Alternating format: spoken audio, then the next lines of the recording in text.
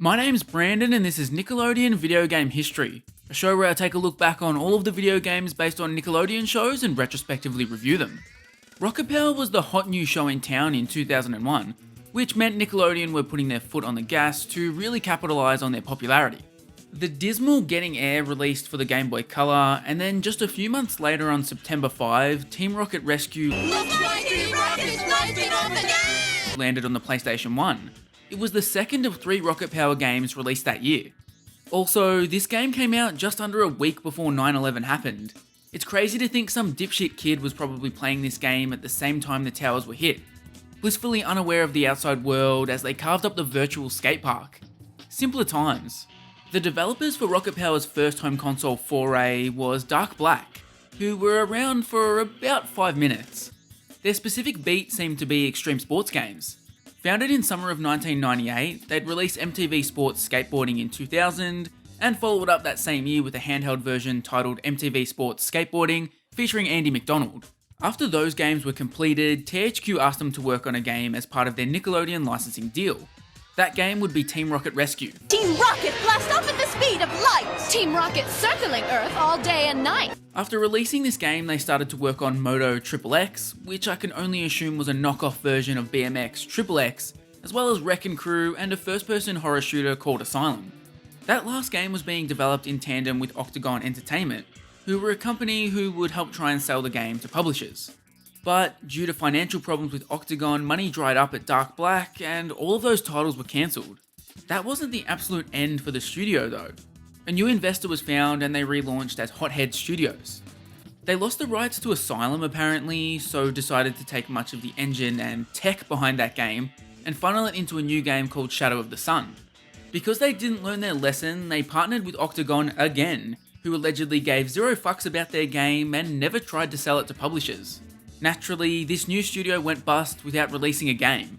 So yeah, that's the kind of studio we have in charge of this shiny new Rocket Power game. Would it surprise you to hear that Team Rocket Rescue performed poorly with critics? Its average review score was a 4.2, putting it in the bottom 10 for all Nickelodeon games in history, and the worst rated of all 5 Rocket Power games. If those review scores and the history of Dark Black are anything to go by, I better strap on a helmet for this one.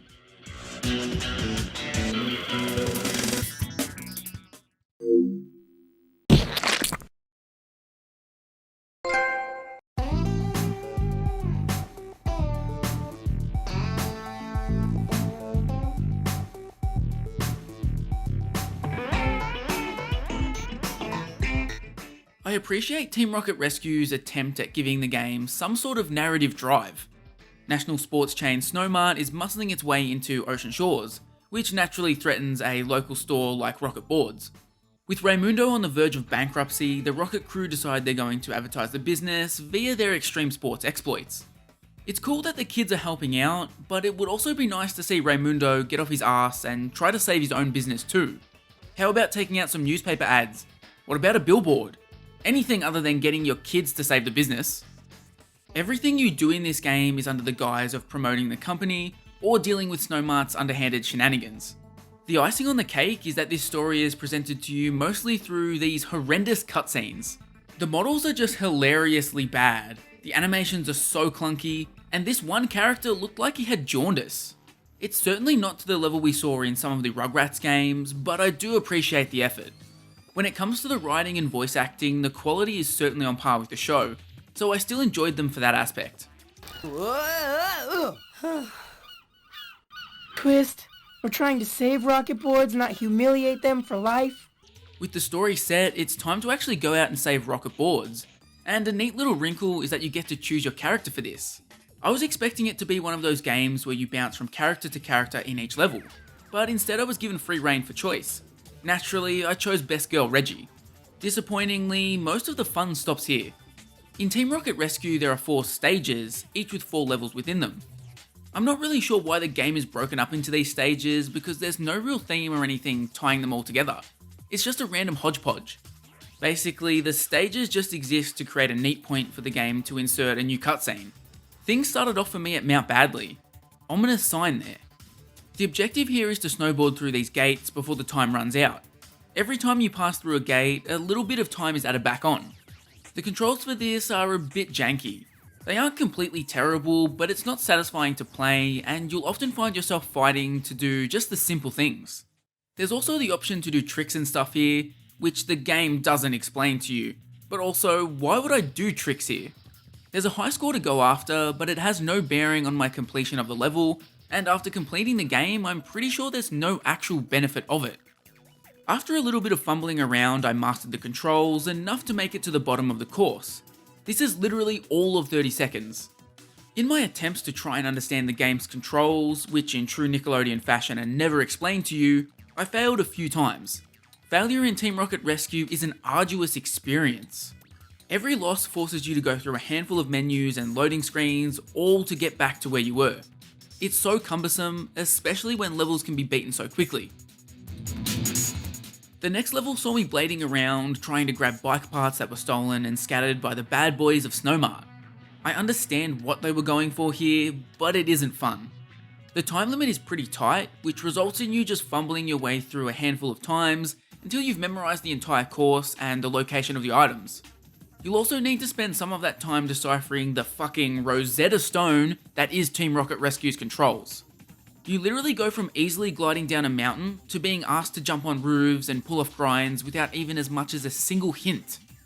The controls and trick systems in this game are hardly complex, but there are quite a lot of things you can do. Pressing square will allow you to grind, X, circle and triangle will pull off mid-air tricks, and the shoulder buttons can do goddamn flips. The game gives you none of this info, so it's trial and error or sheer dumb luck that you figure out how to progress through this second stage. For me, I looked up a walkthrough that explained all of the controls in great detail. Surprise, surprise, after this, the game felt a million times better to play. Don't ask me to grind a rail so I can grab an item without actually explaining how to grind. It seems emulators don't handle the soundtrack very well for this game, resulting in you roaming around in complete silence. The only sound to keep you company is Reggie's screams as she eats shit.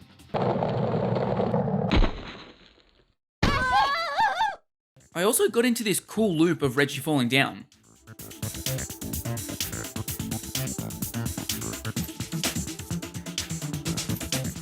After I struggled my way through the second level and had a new bag of tricks at my disposal, it was time for a BMX competition.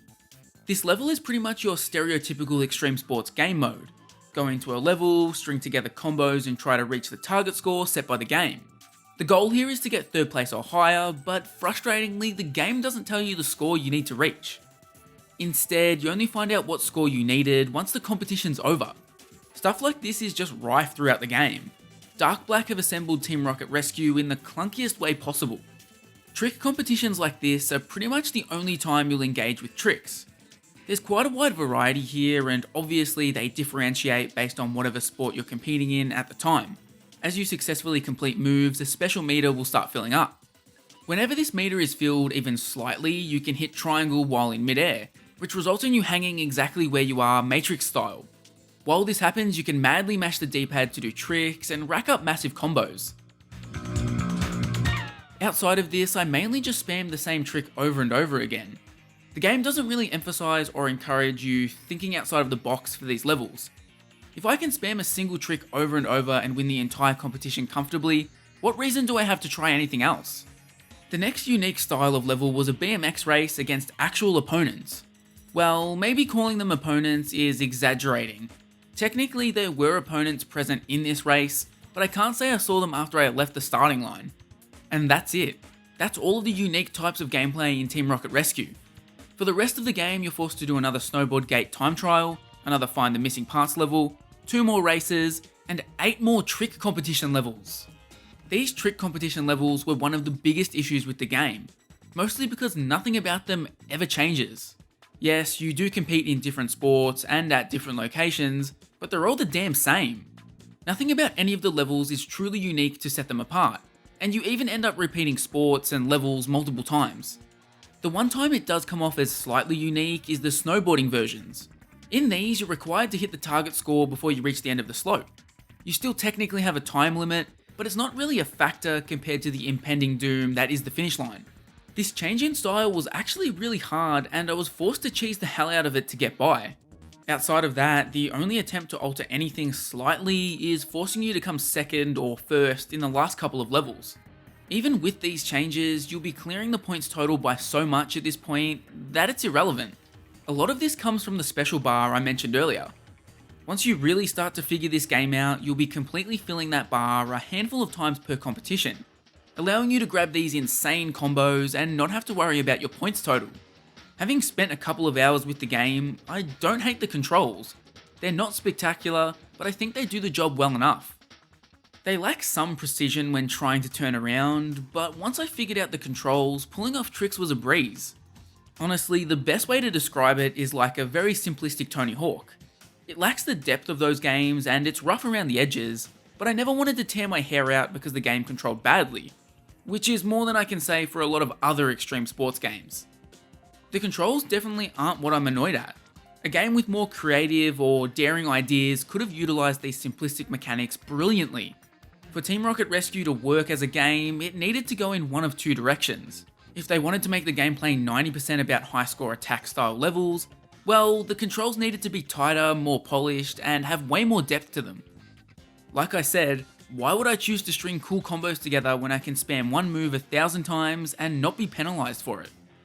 Alternatively, if you keep the controls the way they are, you need to find a more unique slant for the levels. I almost would have liked to see this game be a 3D platformer, but taking place entirely on the vehicles.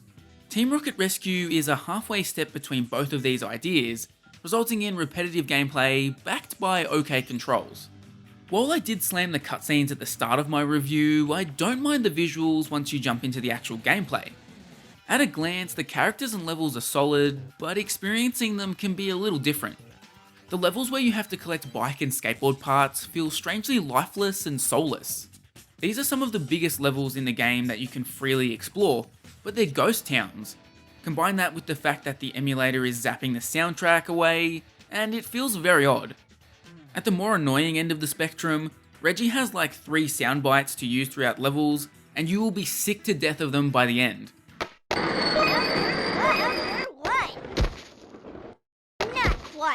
It always stuns me when they get the voice cast in to record a good chunk of dialogue for cutscenes, but they don't have them sit down and record like 24 quips so they're not saying the same thing over and over again. Outside of the main story, there's a free play mode as well as Tito's Challenge. Initially, I thought that Tito's Challenge was a mode that would be unlocked by collecting these tokens that are seen scattered throughout various levels. But after I beat the game, I could just go straight into it, so I'm really not sure what those tokens were for. Tito's Challenge is boring as hell anyway. It's literally just a bunch of challenge levels where you're doing the exact same thing as the main game, but they rehash the environments you've already played through. I'll pass on this challenge, thanks Tito.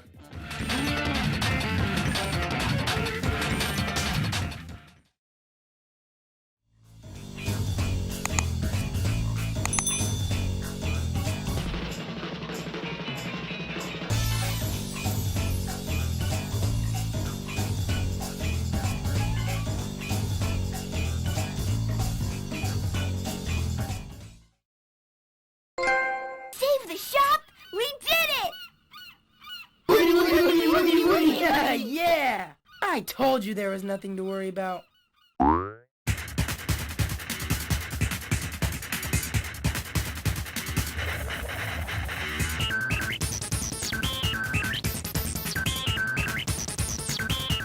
Taking a step back after having played Team Rocket Rescue, I'm actually able to see some positive signs.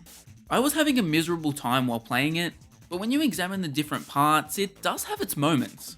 Having an actual story driving all of the things you do throughout the game is pretty cool, and judged on their own, the controls are kinda serviceable for a kid's version of Tony Hawk. But playing through the story is a pain. Doing the same thing over and over again is not fun, and it's honestly one of the least enjoyable experiences I've had while reviewing a game.